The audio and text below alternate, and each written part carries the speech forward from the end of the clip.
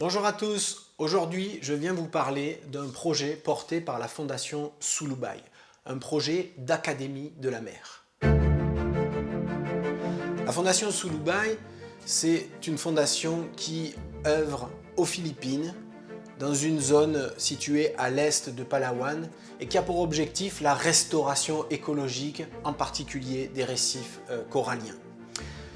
Ils œuvrent depuis une dizaine d'années et depuis 2020, ils ont mis en place ce projet d'Académie de la mer qui a pour objectif, bien sûr, de continuer ce travail de restauration de la biodiversité, mais avec des buts bien précis, c'est-à-dire augmenter la ressource halieutique, la ressource alimentaire, donc pour les populations locales, par la création d'aires marines protégées et indirectement l'abandon des techniques de pêche destructives. Leurs objectifs sont précis, en tout cas ils sont même chiffrés aujourd'hui. C'est la création de 3 aires marines protégées liées aussi à 3 villages qui vont s'engager dans la gestion de la ressource. C'est la création de 17 emplois pour ce travail de préservation de l'environnement. C'est la volonté de produire 1000 petits récifs artificiels pour aider à cette recolonisation du corail.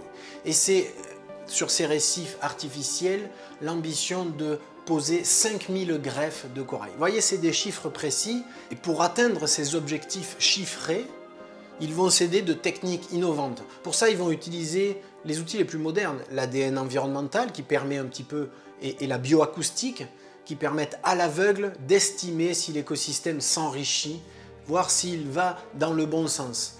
Ils vont en parallèle faire de l'élevage de post-larves. Il faut savoir que quand les poissons émettent des œufs et que ces œufs donnent des larves, la plus grande partie de ces larves disparaissent, meurent, font l'objet d'une prédation intense. Si on arrive à les capter et à les préserver de la prédation, on arrive à des taux de survie énormes. Donc ils vont faire de l'élevage de post-larves pour ensuite réensemencer, relâcher ces post-larves plus fortes, plus vigoureuses à l'intérieur de ces aires marines protégées.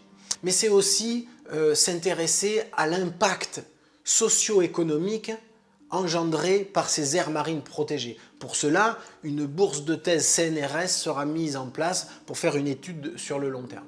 Voilà les objectifs de ce projet d'académie de la mer porté par la Fondation Sulubay.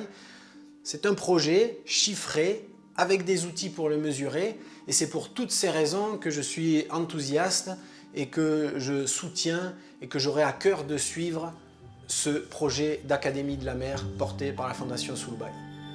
À bientôt.